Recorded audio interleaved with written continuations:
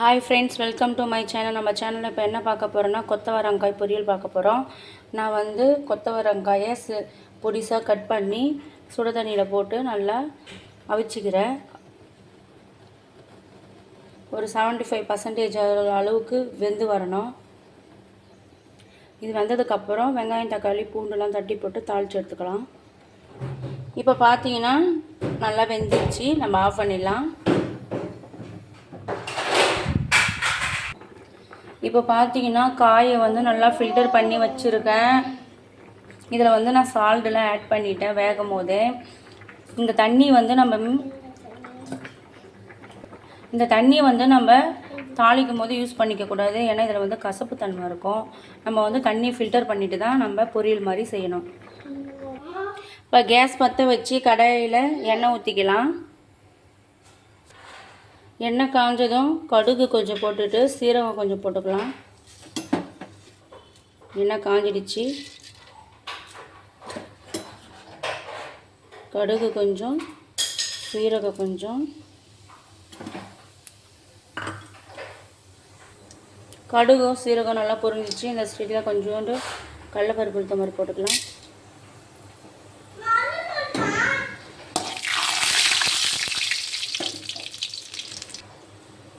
பூண்டை நல்லா தட்டி வச்சுருக்கேன், போட்டுக்கலாம்.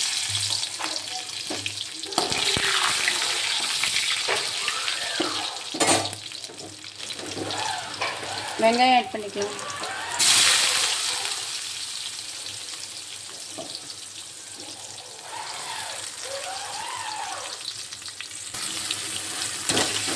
வெங்காயம் வதங்கிறதுக்கு லைட்டாக நம்ம கொஞ்சம் சால்ட் ஆட் பண்ணிக்கலாம். நம்ம ஏற்கனவே காயில் அது சால்ட்டு போட்டுட்டோம், அதை பார்த்துக்குன்னு தான் நம்ம சால்ட்டு போடணும். ஏன்னா ரொம்ப அதிகமாக உப்பாயிடுச்சுன்னா சாப்பிட முடியாது.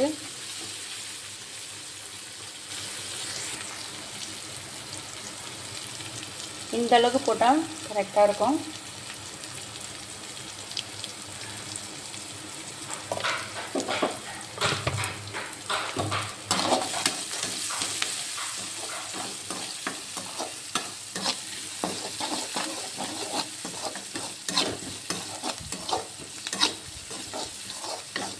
வெங்காயம் வந்து நல்லா வதங்கி வரட்டும்.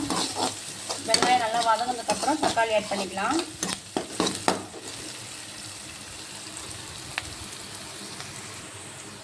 வெங்காயம் லைட்டாக ஃப்ரை ஆகிடுச்சு, தக்காளி ஆட் பண்ணிக்கலாம்.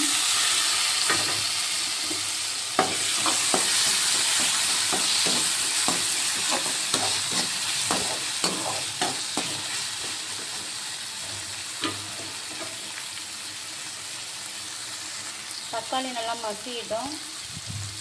கொஞ்சமாக மஞ்சள் தூள், பெருங்காயத்தூள்,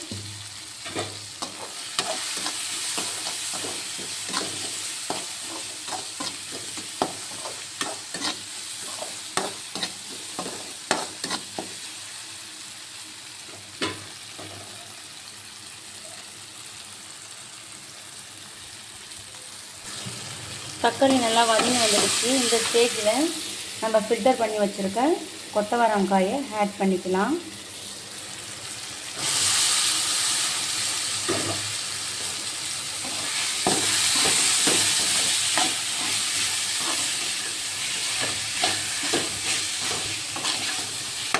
நம்ம இது வந்து ஃபைனலாக இறக்கும் போது தேங்காய் கூட துருவி போட்டுக்கலாம். ஆனால் நான் தேங்காய் போடலை. நான் வெறும் இந்த தொக்கு மாதிரி செஞ்சு ரைஸில் வச்சு சாப்பிட்றதுக்காக நான் செய்கிறேன்.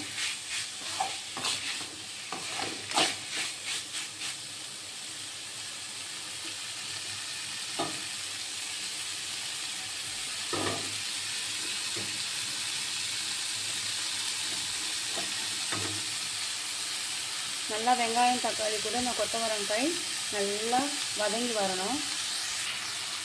நல்லா வதங்கட்டும். நம்ம இந்த ஸ்டேஜில் ஒரு டீஸ்பூன் மிளகாய் தூள் ஆட் பண்ணிக்கலாம்.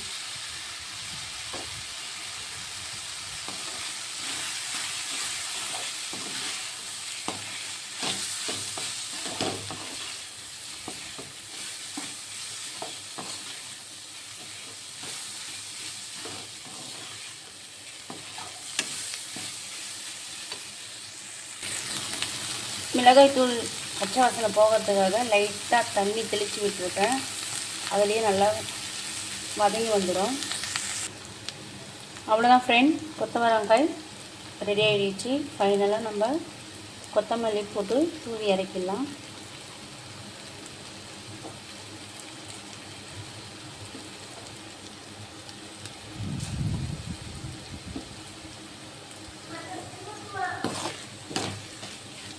இந்த ஸ்டேஜில் நீங்கள் தேங்காய் ஆட் பண்ணுறதாலும் ஆட் பண்ணிக்கலாம், ரொம்ப நல்லாயிருக்கும்.